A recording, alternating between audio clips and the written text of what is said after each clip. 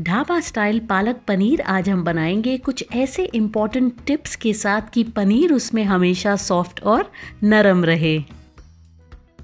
एक पैन में हमने पानी को गर्म कर लिया है। अब गर्म पानी में आप डालें पालक की मोटी डंडियां निकाल के आप जो सॉफ्ट हैं उनको रहने दें। अब पानी में हम इसे ब्लांच करेंगे 2 मिनट तक, हमें ज़्यादा नहीं करना। और पालक को आप हमेशा गर्म पानी में डालें, ठंडे पानी में डाल के उसको एक साथ बॉईल नहीं करें, वरना वो बहुत ज़्यादा ओवर कुक हो जाएंगी। तो आप देखिए 2 मिनट में ही पालक हमारी सॉफ्ट हो गई है। अब आप इसे इमिजिएटली ट्रांसफ़र करें ठंडे पानी में। इसको हम शॉक देना बोलते हैं, तो इसका कुकिंग प्रोसेस एकदम से रुक जाएगा और सेकेंडली जो हरा रंग है पालक का वो बरकरार रहेगा। अब 1 मिनट तक मैंने इसे ठंडे पानी में रखा है। अब आप इसको निचोड़ें। थोड़ा अगर पानी रह भी जाए तो कोई बात नहीं, मिक्सिंग में वो हमें हेल्प करेगा। तो अब इसको मैंने निकाल दिया है मिक्सर ग्राइंडर में। उसी के साथ मैं डाल रही हूँ 1 हरी मिर्च। आप चाहें तो थोड़ा सा पानी डाल सकते हैं अगर रिक्वायरमेंट है। तो ये देखिए, ये बिल्कुल परफेक्ट हमारी स्मूथ पालक प्योरे हो चुकी है। अब एक कढ़ाई में हम डालेंगे ऑयल। गरम होने के बाद आप उसमें डालें जीरा, लहसुन और अदरक की पेस्ट। तो मैं हमेशा लहसुन बारीक काट के डालना पसंद करती हूँ क्योंकि पालक पनीर में उसका बहुत अच्छा टेस्ट आता है, बट जिंजर मैं पेस्ट करके डालती हूँ। तो हम इसे सौते करेंगे 1 मिनट तक ताकि इसमें खुशबू आए और हल्का गोल्डन कलर भी। अब आप इसमें डालें बारीक कटे हुए प्याज और इसको भी अब हम कुक करेंगे 2 से 3 मिनट तक। आप देखें प्याज अब अच्छे हो गए हैं। इस पॉइंट पे हम इसमें डालेंगे टमेटो प्योरीज। ये मैंने 2 टमाटरों को मिक्सी में ग्राइंड कर लिया था, आप चाहें तो बारीक काट के भी डाल सकते हैं। अब हम इसको कुक करेंगे सारे मसालों को ढक के 3 से 4 मिनट तक। तो आप देखें इस पॉइंट पे ये परफेक्टली कुक्ड है। अगर आप प्याज और लहसुन नहीं खाते तो आप सिर्फ टमाटर डाल के भी ये पालक पनीर बना सकते हैं। अब आप डालें हल्दी, कश्मीरी रेड चिली पाउडर, जीरा पाउडर और सॉल्ट। जी हाँ, पालक पनीर में बहुत सारे मसाले नहीं जाते। पालक का खुद का, पनीर का खुद का बहुत ज़्यादा स्वाद इसमें होता है।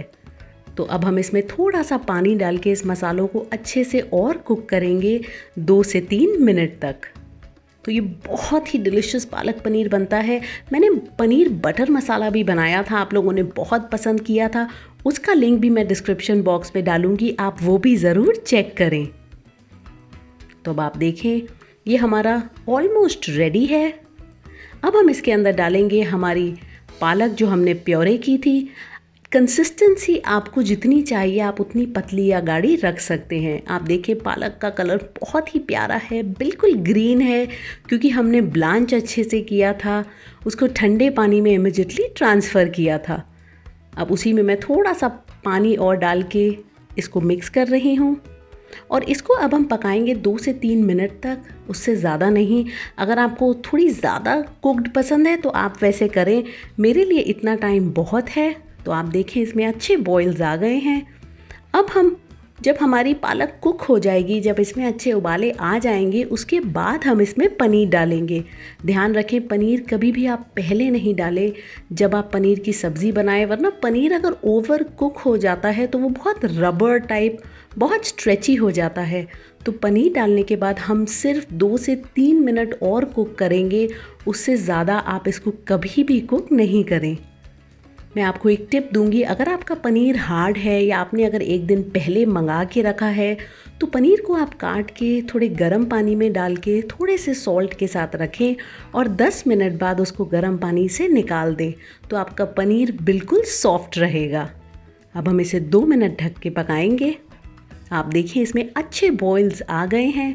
तो हमारा पालक पनीर ऑलमोस्ट डन है। हम इसमें डालेंगे थोड़ा सा बटर, आप चाहें तो और डाल सकते हैं, बहुत ही मज़ेदार टेस्ट देता है। या आप इसमें डालें घी, वो भी बहुत अच्छा फ्लेवर देगा। तो इन सबको आप अच्छे से एक फाइनल मिक्स दें। तो आप देखें बहुत हल्के हाथ से करें इस टाइम पे क्योंकि पनीर हमारा सॉफ्ट है। तो लीजिए बहुत ही मज़ेदार पालक पनीर बनके तैयार है।